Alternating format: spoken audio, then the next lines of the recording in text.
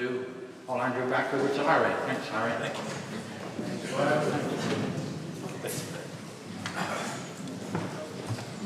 I have a bit of, hello, all right. I have a bit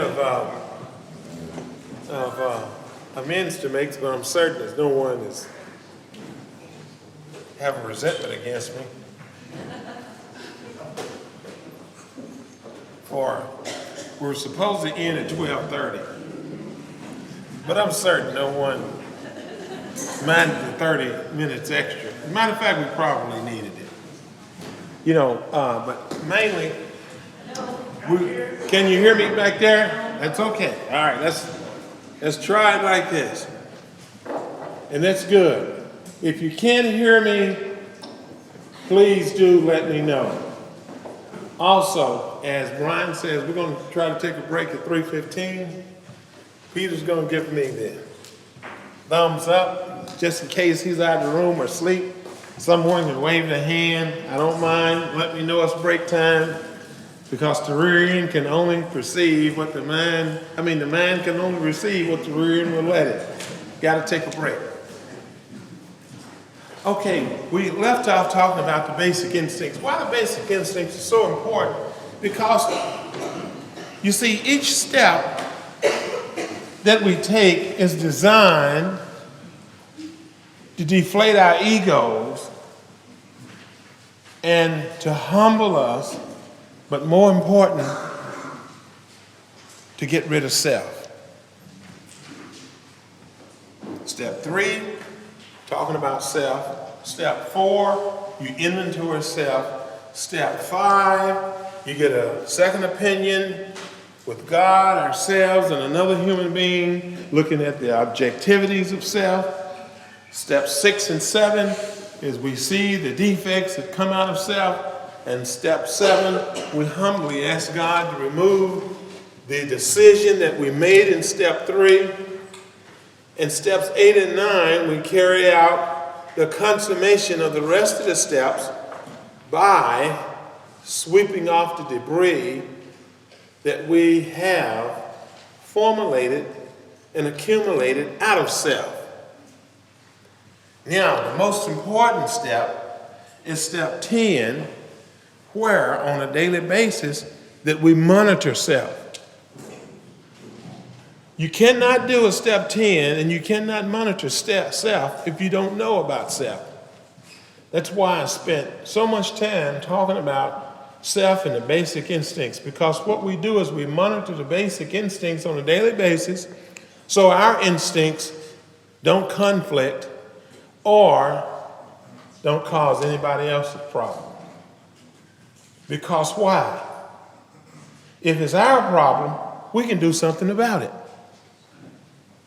But if it's your problem, I'm dead in the water. I can't do anything about you. But I can change me. You know, changing a human life is more difficult than changing the horizon of a city. We can tear this building down in a matter of minutes by demolition. But a human life, self, is going to cry out and is going to resist change. That's why we have to work every day willingly and persistently against self. Because self will tell us that we have to protect it. We don't have to protect anything because we didn't give it to ourselves. So therefore, we're going to start out on an inventory to examine self. This is in your handout. I talked a little bit about this morning, about an inventory. Bill, being a businessman and an attorney, he used the analogy or the correlation of a business inventory versus a personal inventory. And when he looked at the business inventory, he says a fact-finding, fact-facing truth about the stock and trade.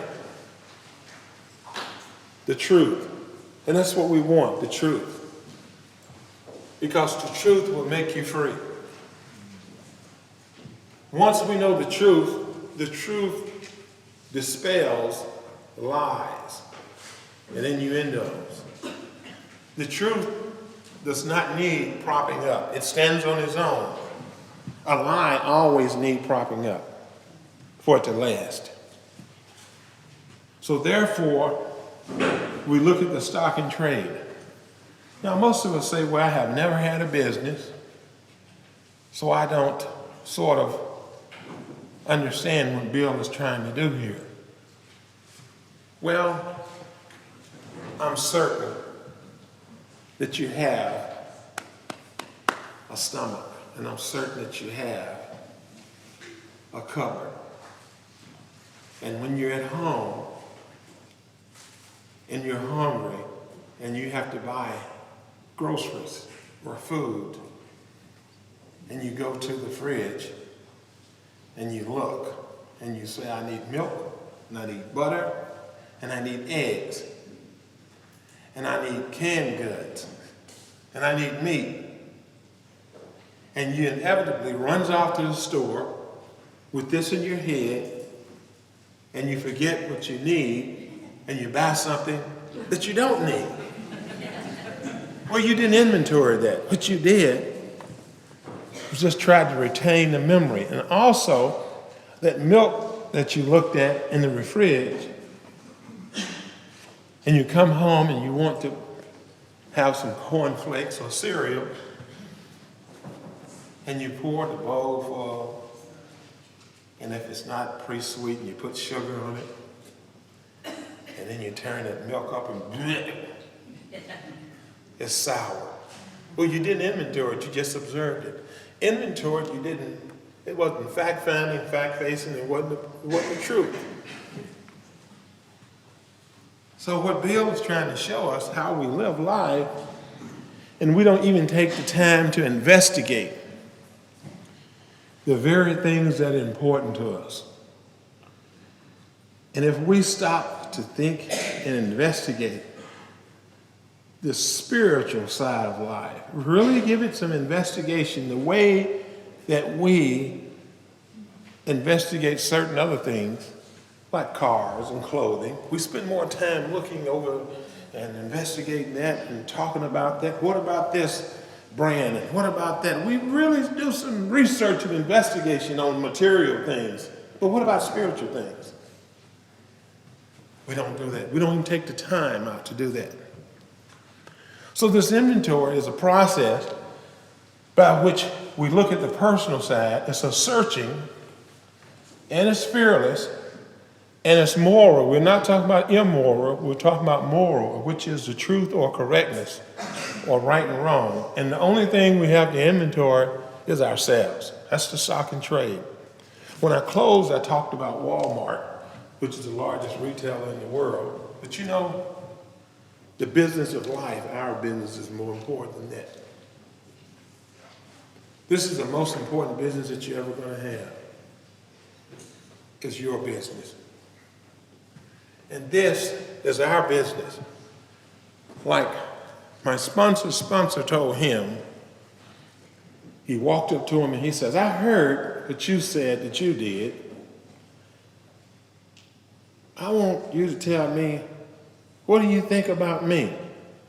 And he said, Mister, I don't care about you. I'm telling you what I did. Your life is your life. But if you want to know what I did, I'll show you. But I don't play. That's what Joe's sponsor told him.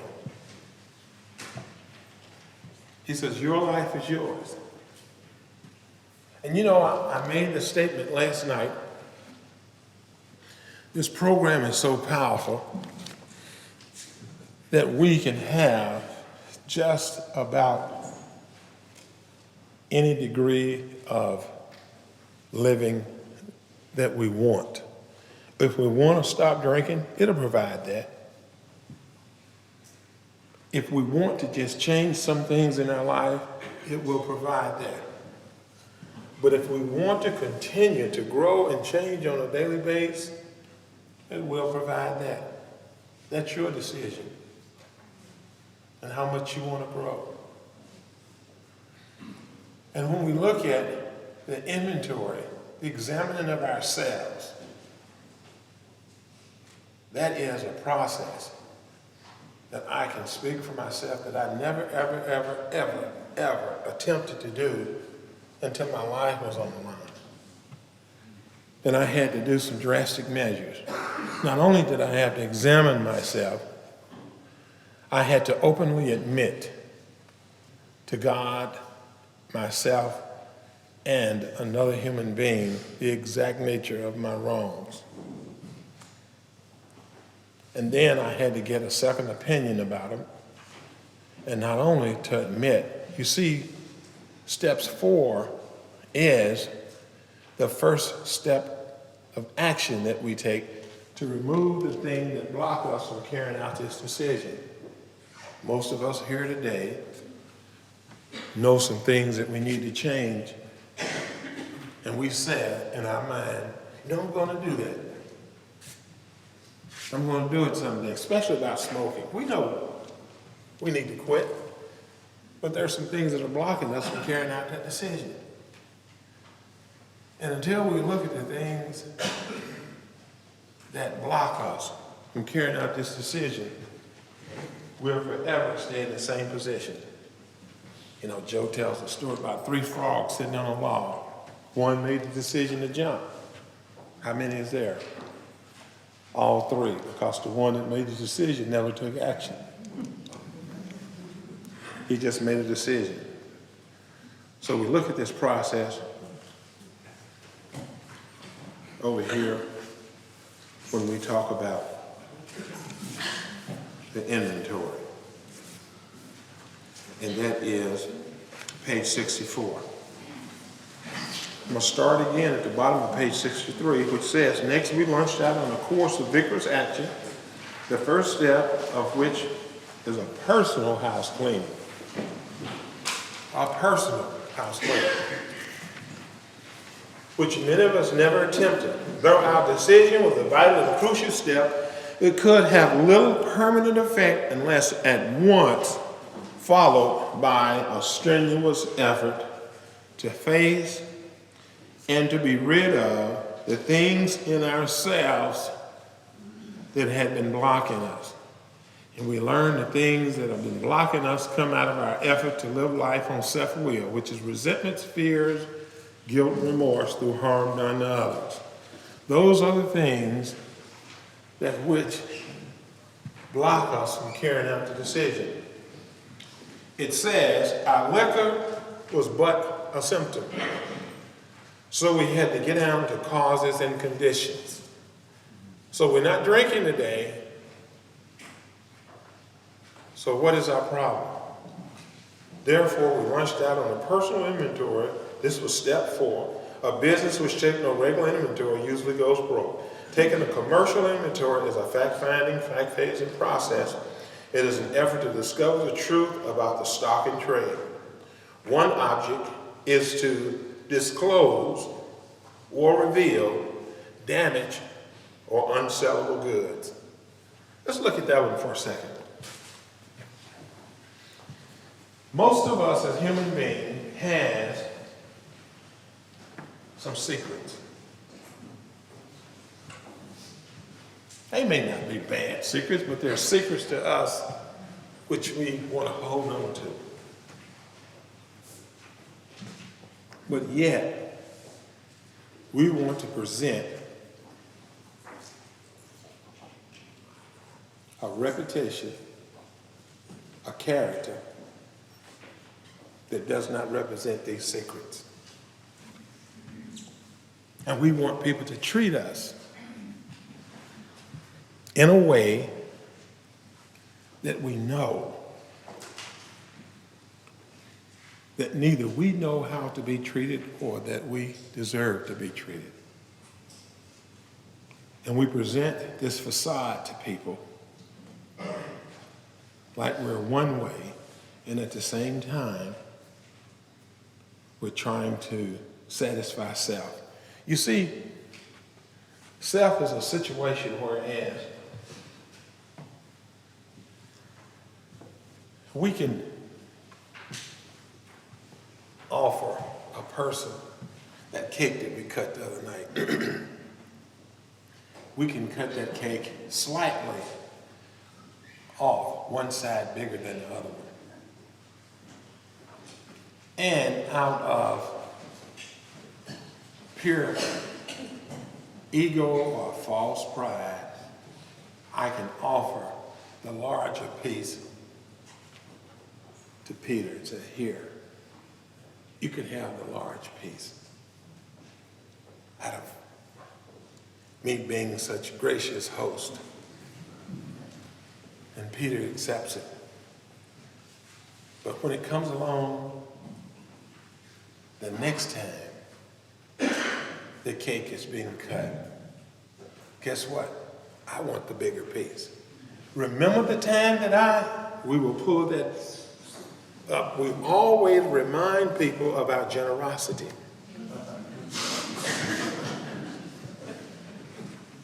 We're quick to do that. So therefore, we can't ever satisfy self. And we have to see, as Bill wrote, how self has been warped, our emotional deformities. And when we look at this in the inventory, it will show a pattern of how down through the annals of our lives, how we have treated people and how we have lied and cheated and been dishonest and manipulated people for our own selfish means. And that's what an inventory is about. And once you get it out of your head and put it on the paper, it looks completely and totally different. So Bill goes on and says,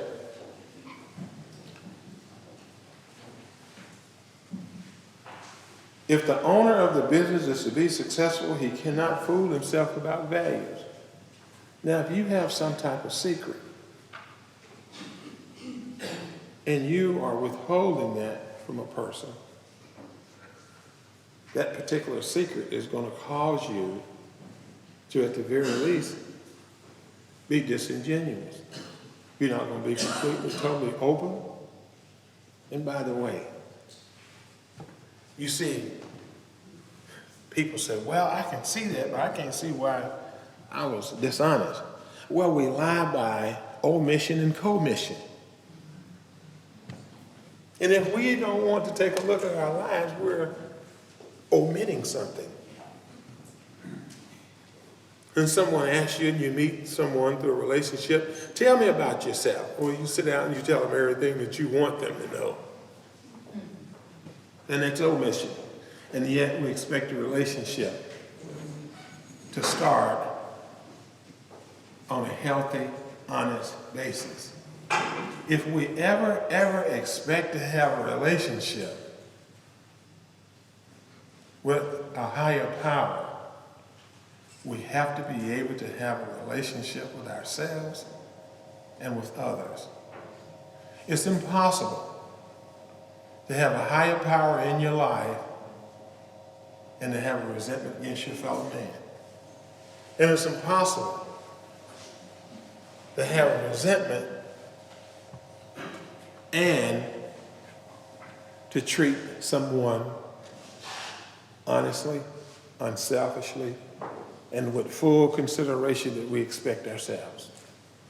You see, these are the reasons why we must inventory and remove these things, because they are objectionable to you and to us. No one in here likes a liar. No one in here likes selfish people. No one likes inconsiderate people. So if we do not like being inconsiderate, and I'm trying to think of the gentleman's name, a guy from here, I can't think of it, but I can remember what he says. He says this: don't hate the hatred in others, hate the hatred in yourself. So don't hate the resentment in others, the inconsideration, the dishonesty. Hate it in yourself first. And if you hate it in yourself enough, and it will cause us to be honest, considerate, generous, and unselfish. See, we don't hate it enough to get rid of it ourselves. We just hate it in other people. And that's a form of psychology that we, as selfish, self-centered people too. So we have to inventory this to see that the very things that we're holding on to is not only useless, but it's fatal and it's destructive. It's a trick for the person who uses that particular type of thinking and behaving. Case in point, you can be mad as all get out against a person, have a resentment 10 or 15 years long, and go out there and puncture their tire and set the car on fire and punch them in the nose, and the resentment is still there. So if that doesn't work, why do we keep using that particular method? You can never satisfy that. We have resentments against people that are dead. They're long gone. And we still carry them around in our head. That's useless. That is destructive. And that is fatal. That's why Bill says resentments can actually kill. And when we see that and see the truth about it, what person wouldn't want to give that up? Why would we want to choose to carry around a resentment that is doing nothing but feeding into our selfishness and self-centeredness? Because what it does, a resentment keeps us from looking at ourselves. It always has us looking at another person. You know, when we talk about resentments, we have to understand, because it says resentment is the number one offender. You know, we have to look at this word. Re means again. And resentment comes from a Latin word, means to feel. Centurion means to feel again. That's what resentment is. Nothing wrong with anger. Anger is a natural emotion. We're going to experience that as long as we live. But a resentment is stored up, anger to be replayed and be refilled at a previous time. You know, we resent people, and we resent races, and we resent sexes and colors because of ignorance. And this is a major, major, major problem in our world because of ignorance. Replaying, refilling old resentments. We people sitting in this room have the opportunity to live a life far superior to the world. We do not have to be fettered down with superstitions and resentments and old angers and just complete and total ignorance. We have a way to live in an unjust world and be at peace and comfort and love and harmony. These are tools that transforms and transcends all of the things that we see happening in the world. Here we are sitting here because of a common problem. But this solution that is given to us is of a spiritual nature. We can see the benefit with humankind, with the things that are given to us. And people do not recognize the power that we have to be able to transcend and transform a human life to be something of usefulness and something of love and patience and tolerance. And if we start with ourselves, by examining ourselves, you see, I just happen to be and to be born an American, but I'm human first. I try to rise above and beyond all of the idiosyncrasies and all of the prejudices and all of the bigotry and all of that crap. Because I choose not to live like that. I have a choice today. I have a choice to live and be as happy, as comfortable as I want to be. And to have these tools at your fingertip and not use them, and to be fettered down in resentments and superstitions and old feuds and grudges, something's wrong with that person who chooses to live that way. You know, I am completely and totally honored and grateful that someone came along in my life and showed me how to live by tapping into an inner resource of power that's available to me 24/7. And how I can really understand and comprehend the word serenity and no peace. I choose not to have a bad day. I have normal days, ups and downs, but as far as a bad day, no such thing. Because I have some tools that when I get out of kilt, I can immediately look at me and see what it is about me that's uncomfortable and make some adjustments on the spot. And I choose not to play the resentment game. You see, any time that we play a resentment, that is like, you see, if you got a resentment against a person, that means you gotta take them out of your life and stick them over here in jail in the corner somewhere. I don't have to deal with them. And we carry around all these resentments and all this anger, and if a resentment blocks you off from a person, it blocks you off from the Creator. If it blocks you off from the Creator, it blocks you off from a person.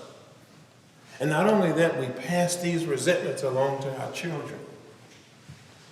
And we pass these thoughts and behaviors of prejudices and bigotry along to our children. But we expect people to treat us with respect. That's a hell of a psychology to live by. So we're talking about removing all of the stuff that is unpolitical correctness to have. No one likes to be thought of as a bigot or being prejudiced. But you know, when you really look at it, there's nothing wrong with preferences. But when it goes to being bigotry, where you would rather die, or you'd rather fight, or you'd rather kill to associate with another person, something's wrong with that. And we, of all people,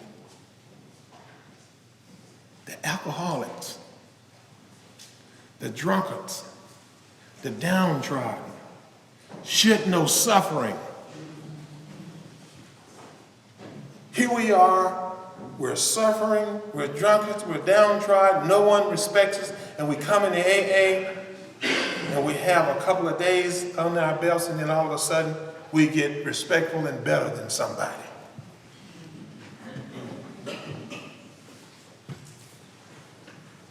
We should know suffering just as well as anybody, because we've been treated as outcasts. And this program is one of such that keeps us from having a resentment. This is what Bill says.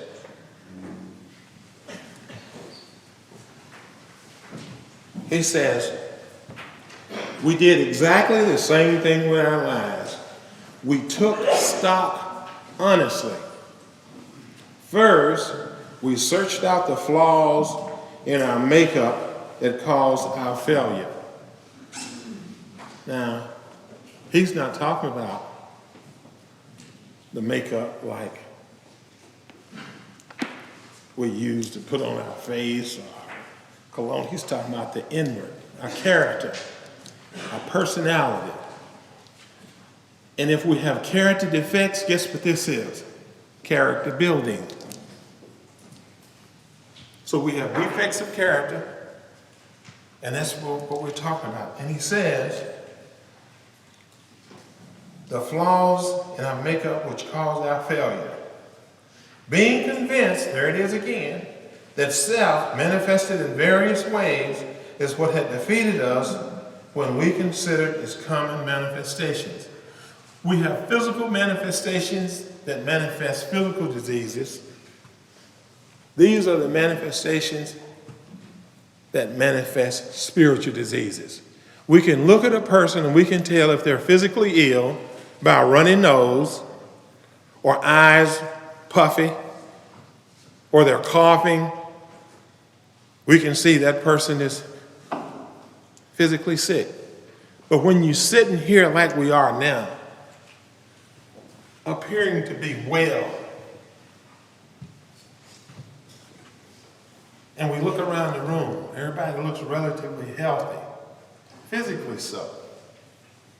But what about this? Mentally and spiritually. Well, it's a surefire way you can tell whether a person is spiritually fit, because the resentment, the fears, the guilt and remorse, the harm done to others will show. And this is what Bill says. Resentment is the number one offender. It destroys more alcoholics than anything else. From it stems all forms of spiritual disease. For we have not been only mentally and physically ill, we have been spiritually sick. Now, when the spiritual malady is overcome, we straighten out mentally and physically. We're going to go back a little bit later on and visit that process that he's talking about. When we straighten out spiritually, we straighten out mentally and physically. And he goes on to say, in dealing with resentments, we set them on paper. We listed people, institutions, principles in whom we were angry, and we asked ourselves why we were angry. In most cases, we found that it was our self-esteem, which is under, if you look at your basic instinct chart, you'll see that has to do with your social instinct. Our pocketbooks, which has to do with your material security. Our ambitions, which is one that I saved to talk about this, if you look under there, because each one of those instincts have plans to use the instincts, our ambitions, like we have plans to use these instincts later on today. We have motives, intents, and plans in how we're going to go about to fulfill these instincts. Whether we go out to dinner, you see, each one of those, under those, have ambitions. It says, our plans to gain acceptance, power, recognition, and prestige, etc. That's under the social. And under the security, it says, our plans to gain material wealth, or to dominate, or to depend upon others. In the sex instincts, our plans regarding our sex life, either acceptable or hidden. Let me explain that a little bit. Acceptable sex means what's acceptable to you, what's acceptable to society, and what's acceptable to a God of your understanding. You know, Dr. Bob talked about the four absolutes. Absolute honesty, absolute purity, absolute unselfishness, and absolute love. And when a person is absolute, it's okay with them, it's okay with society, and it's okay with a God of their understanding. Or it's okay with them, it's okay with a sponsor, another person, you can be okay. You see, the best form of honesty is honesty with oneself. If we can't be true to ourselves, we can't be true to our fellow man. That lends us back to the secrets that we carry around. All of these things that we would embrace to the death before we take a look at them and reveal them. So it says here, in dealing with resentments, that's what we set them on paper, and we listed people, institutions, and principles for whom we were angry. We asked ourselves why we were angry. In most cases, we found that our self-esteem, our pocketbooks, our ambitions, and our personal relationships, which is still under the social instincts, including sex. We were hurt, threatened, so we were sore. We were burned up. So on our grudge list, we set opposite each name our injuries. Was it our self-esteem, our security, our ambitions, our personal or sex relation, which had been interfered with? I want to get to that point because, back to the inventory, we have to look at this because these instincts are so sensitive. When we try to satisfy them or to protect them ourselves, they're very sensitive. And what makes them sensitive is this. We look at this inventory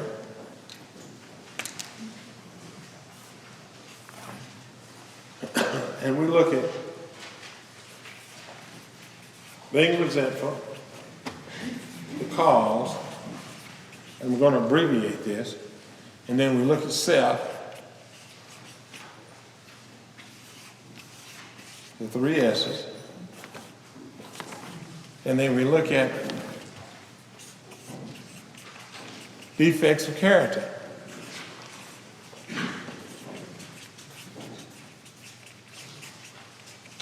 Which is selfish, dishonest, self-seeking, frightened, and inconsiderate character. Now, when we look at this,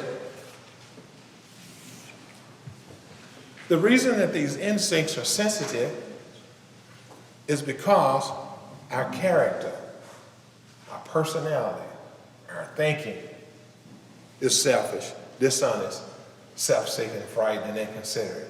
This is the part that we carry around up here that we don't think people know. There are motives and our intent. This part here, the social, the security, and the sex instincts are our feelings and emotions.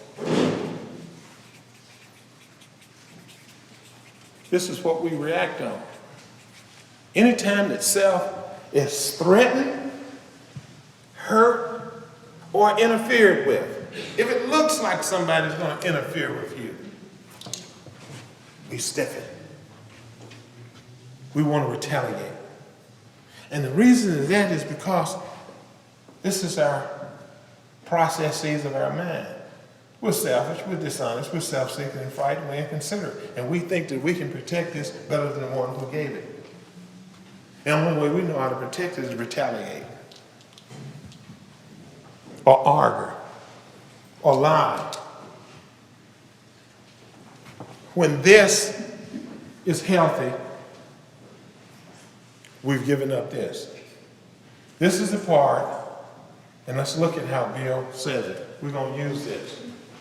It says, Brown, and resentful at Brown.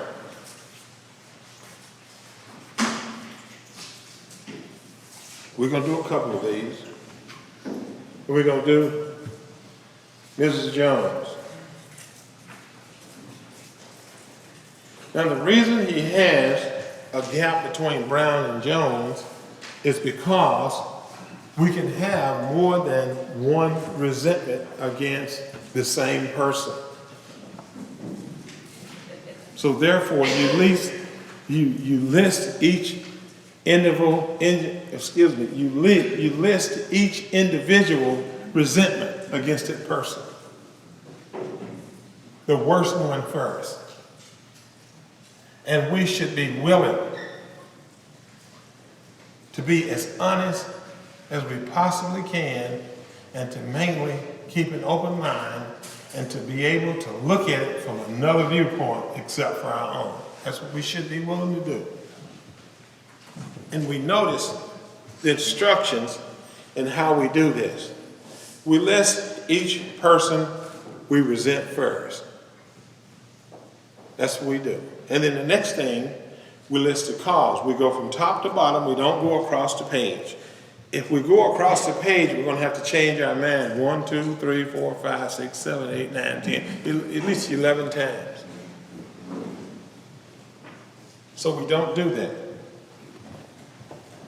And these resentments, and the reason that we list them like that is so when we get them out of our head, a lot of them, when they come to the light of day, they look completely and totally different. They look silly.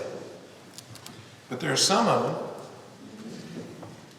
that we have to look at. So we start with the outside and analyze in. Brown.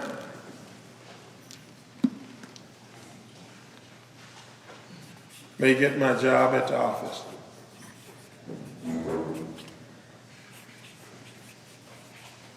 Miss Jones. Let's see which one.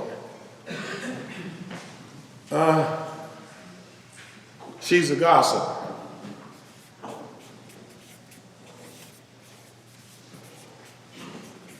Now, Brown may get my job in the office. What is this thread within me? Well, it threads my social instinct because it threads my self-esteem, my pride, my personal relationship with Brown. It also threatens my prestige. Someone gets my job at the office. It also threatens my material security, my emotional security. It could threaten my sex instinct. There's a possibility, but we're going to leave that one. Now, it looks like Brown did this, affected me here. That's how it looks like it happened. But the first thing that it does is this.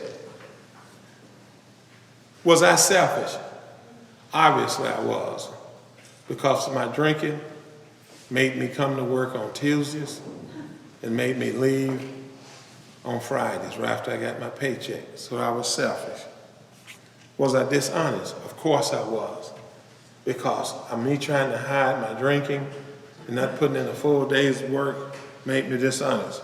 Was I self-seeking and frightened? Now, self-seeking lends itself to people pleasing or approval seeking. We always try to get approval from someone, and we always try to please people because of self. Self-seeking also lends itself to us being phony that way, trying to get something that we want. We have this phony facade, and we laugh and grin in people's faces, and all the time we dislike them, but we're trying to get something that they want, or that we need, or that we want. And when it doesn't, it makes us more self-seeking. It makes us more frightened, because it's something that we want and doesn't look like we're going to get it.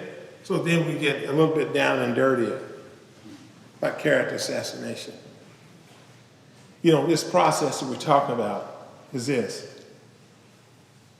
Peter and I we can be vying for the same job. The boss can come to me and say, you know, Larry, I am considering you and Peter for a substantial promotion and comes with the promotion a substantial raise. As a matter of fact, you will be making 20,000 pounds more a year than you're making now. I'm considering you for that. Now he can tell me that, and he can tell him that. Immediately. In my mind, I'm going to say, wow, man, I can buy me a new house with that raise. Peter may say, I can buy me a new car. We have not even received the position, but yet our ambitions, our plans for the future and how we're going to use that money kicks in. Now here we are, we're both knowing that we're considered. Tell you about self, how tricky and baffling and blindly and subtle and powerful self is. We're both up for the promotion, and if it looks like Peter's going to get it, I'm going to get more self-seeking. I'm going to tell him, you know, I've been here with you 15 years. I've got more experience. And you know, I don't know. I think Peter may be looking for another job. And it then goes with the character assassination. I'm building myself up and putting him down. Just a little bit, not too much. And then, if it looks like Peter's really going to get the job, then I'm going to go talking about some of his personal problems. It's going to make me more self-seeking. It's going to make me more frightened that I'm not going to get something that I want. And I'm going to be completely and totally inconsiderate of the fact of the character assassination that I'm putting on him. Because it's something that I want. Now, over in our book it says, isn't it clear to other people? Let me read it. This is back on page 61, because we're talking about the actor. It says, what usually happens? The show doesn't come off well. He begins to think life doesn't treat him right. He decides to exert himself more. He becomes, in the next occasion, still more demanding or more gracious, as the case may be. Still, the play does not suit him. Admitting he may be somewhat at fault, he is sure that other people are more to blame. He becomes more angry, indignant, and self-pitying. What is his basic trouble? Is he really not a self-seeker, even when he's trying to be kind? Is he not a victim of the delusion that he can wrest satisfaction and happiness out of this world if he only manages well? Is it not evident to all the rest of the players that these are the things that he wants? It's evident to the boss that that's what he wants. And it says, and do not his actions make each of them wish to retaliate, snatching all they can get out of the show? Is he not, even at his best moments, a producer of confusion rather than harmony? And we think people don't know that we have selfish motives. And we come up to people and say little things in little neat, kind ways. You know, do you think? Or just maybe? And we act like people can't see what our motives are. But we think if we say it in a very kind, soft way, that we can slide this on by them. Or we can fool them. Especially if we already have in our mind that we think they're gullible. And we justify it by our actions. You know, we can drop, tell you how human nature is. You can drop a bundle of 20-pound notes in the floor. And the longer they lay there and we don't do the right thing, the longer that they lay in the floor, the longer we can justify picking it up. Well, no one's that's claiming it. we wouldn't know who to turn it into anyway. That's what the mind goes. I'm telling you, that's what self will do. The longer that you don't do the right thing, the more self will creep in and cause you to justify your behavior.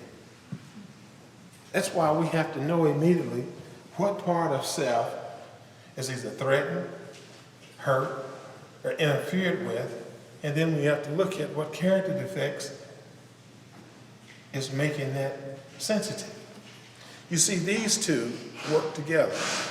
It makes no difference who this is. It makes no difference what they do. The most important part is the part that affects self and the part that we play. That's why it says people, institution, and principles. It makes no difference who it is. If self is threatened or hurt or interfered with, you can bet that we've been selfish, dishonest, self-seeking, frightened, and inconsiderate.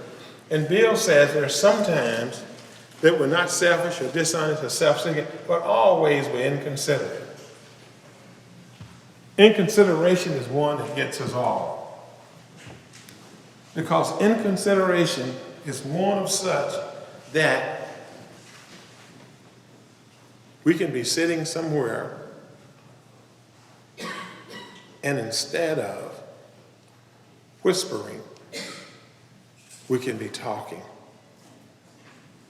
And we think that what we're talking about at that particular time is more important than what the other person need to be listening to. Just a little bit of inconsideration. But you know what? If it's something that we want to hear and someone is talking, we'll say, will you please be quiet? So inconsideration is always there. Brown may get my job at the office, and it starts off over here. You see, it looked like this was first, this was second, struck me here, and then I formed resentments. But this is the way it really happened. I started off selfish, dishonest, self-seeking, and frightened, put myself in a position for Brown to step up and be considered for my job because I wasn't coming to work. And that struck my instincts here, which is 4, and I got a resentment. That's how it really happens. And our book says, did we not set the ball rolling? And our book says, at some place in the past, we made decisions based on self.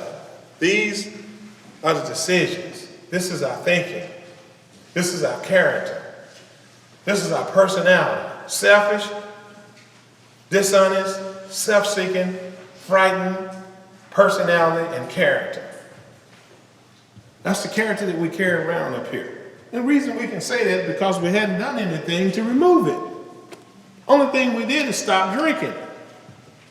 We just become dry, selfish, dishonest, self-seeking, frightened, and inconsiderate people. We hadn't changed anything. And if nothing changes, nothing changes. So this is why that we must be able to look and see. Remember that Bill said in 12 and 12, how our emotions have been warped and deformed. This is emotional deformity when we always got to walk around on pins and needles and we think that someone is out to get us and we have to retaliate and we have to lie and we have to be full of fear, we have to be full of resentment because someone's going to do something to us. That's a hell of a position to live life. You know, alcohol kept us in the house living like that. That is why we do not want people to understand or know who we really are, because we're trying to protect this particular type of thinking and this character and this type of personality. And our book says we have to be willing to give up on this. This is what it says here. Page 65. It says we went back through our lives And what that means is our lives is our thinking, our actions. Every action that we took, and we can go back and we can look at, that we can remember, that's what we go back to, as far as we can remember. Nothing counted but thoroughness and honesty. When we were finished, we considered carefully. The first thing apparent that this world and its people were often quite wrong. That's the first thing that we can see. We never could see anything that we did. The only thing we could see is what they did to us. And a resentment, like I said, is a process by which we can excuse ourselves and blame another person. A resentment is like drinking poison and wishing the other person died.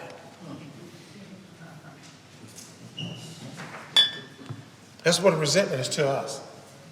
It's infinitely grave. It can kill us. But I'll sit here and I'll say, yeah, yeah, yeah, yeah, yeah, as if I'm hurting her, and I'm only hurting myself by choosing to live a life that is futile with resentments. I have to be willing to be able to give that up.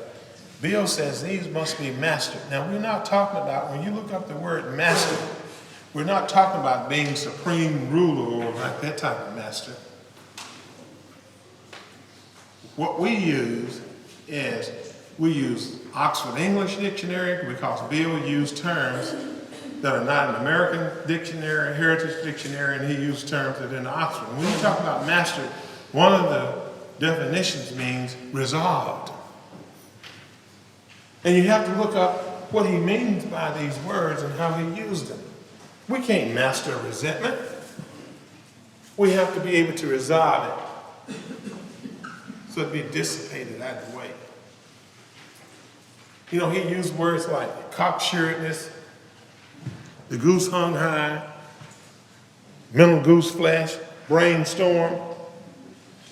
Those words are not in the American dictionary. But when you look it up in the English Oxford Dictionary, you see mental goose flesh the brainstorm means confusion. And over there, it means like, I got an idea, a good idea, a brainstorm. You know, it's a positive thing when you brainstorm. But no, over here, it means confusion. And you have to understand why and how he's writing to understand what message he's trying to convey. And it comes from looking up words and understanding the intent and the meaning and the motive behind it.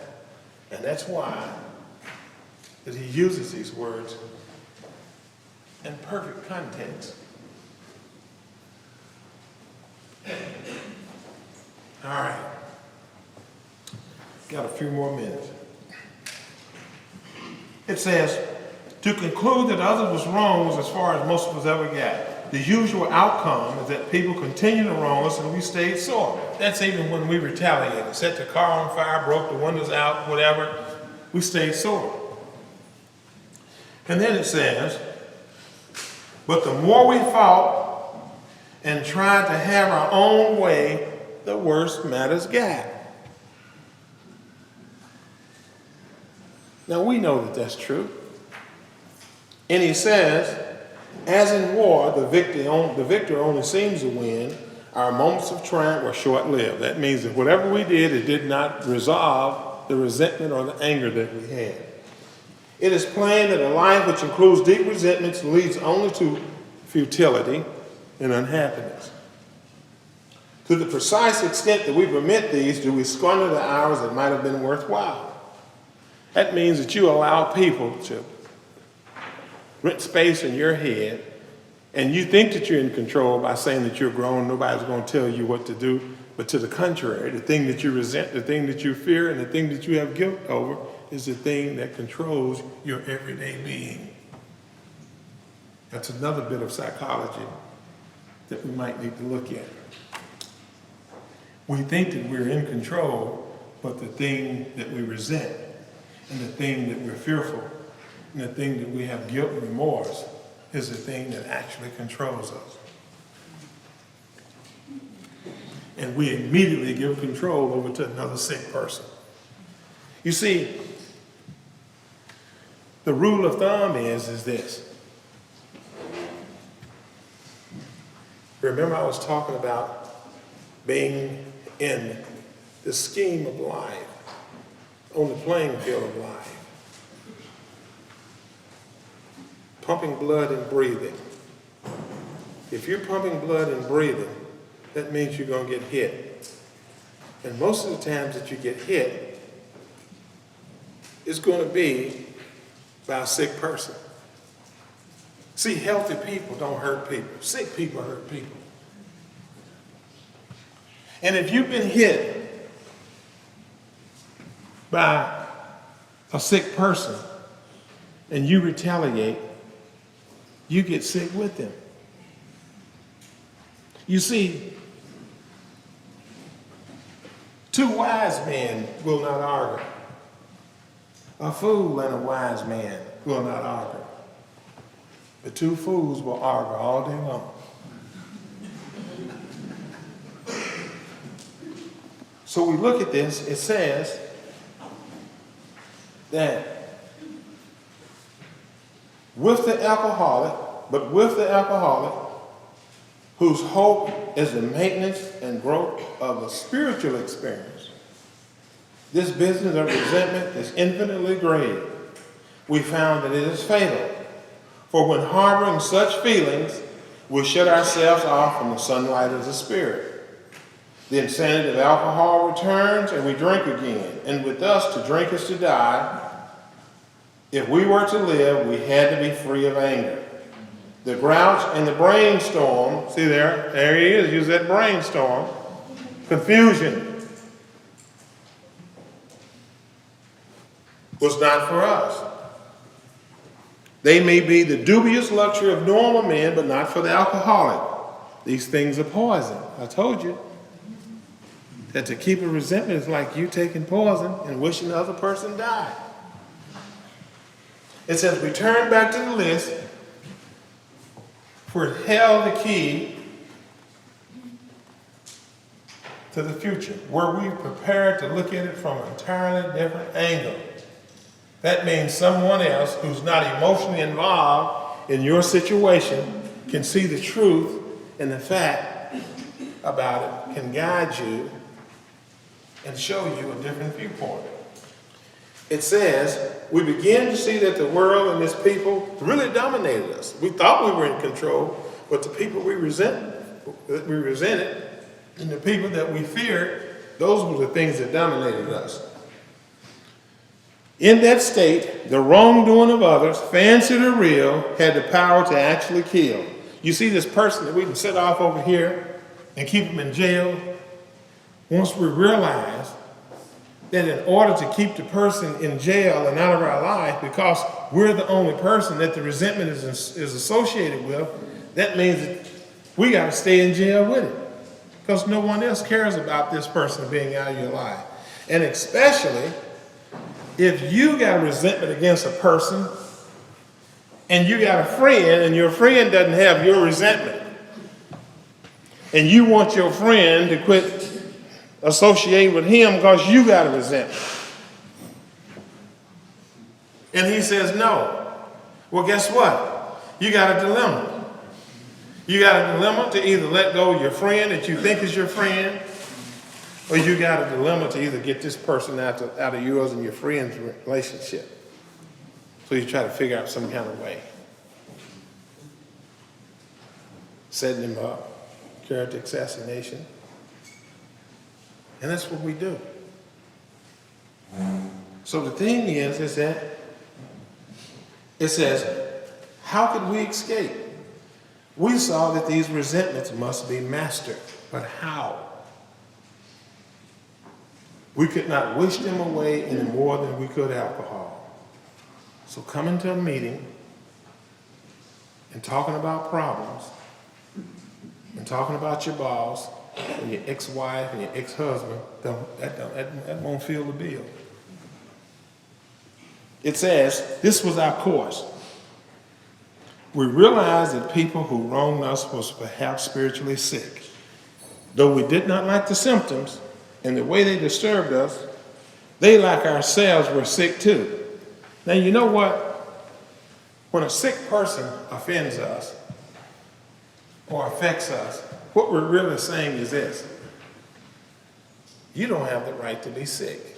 Now, I've got the right to be sick, but you don't have the right to be. You know, I can blow my top, I can get angry, I can go and say everything, and I can come back and say, I'm sorry, and I want you to show me every consideration, and I want you to forgive me. But when it's my time, oh no, I'm not going to forgive you. You see, we have to allow the person to be sick, because they, like ourselves, were sick too.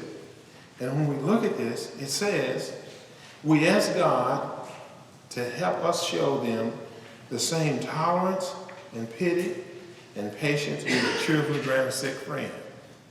Now, if we got a friend that's laying up in bed, his body's just reeking with cancer, we can have compassion on that. I remember, this is a true story. I can remember we have an intersection. See, we got an intersection, not really roundabout. And this is a bad intersection right on the corner of Roosevelt and Broadway, right there by the old Serenity House. It was in the heat of rush hour traffic. And this guy runs the stoplight, hit this other guy's brand new Cadillac. And this guy, in a heat of anger, jumped out of his Cadillac, run over to the cars, snatched the door, and commenced to pummeling and beating this guy. And he was beating him and telling him, don't you see what you've done to my new car? And somebody walked up and said, man, can't you see that the guy is dead? He had a heart attack. And that's why he run the light.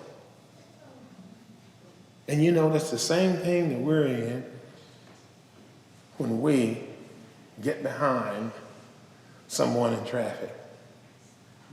And we're so anxious, and we get all anger, and we get impatient, and we get intolerant, and we follow the person, especially if it's a little old lady or a little old man. And we walk up, don't you know how to drive? And then they say, you know, son, I just lost my whole family this morning. That make us feel about that small. Because we're inconsiderate of how another person, and we give our life over to that because we're trying to protect this. So this is what Bill says. It says, we ask God to help us show them the same tolerance and pity we would cheerfully grant a sick friend. When a person offended, we said to ourselves, this is a sick man. How can I be helpful to him? God saved me from being angry. Thy will be done. We avoid retaliation or argument. We wouldn't treat sick people that way. If we do, we destroy our chance of being helpful. We cannot be helpful to all people, but at least God will show us how to take a kindly and tolerant view to just the people we lack. Of course not. It says each and every one. The sick ones too.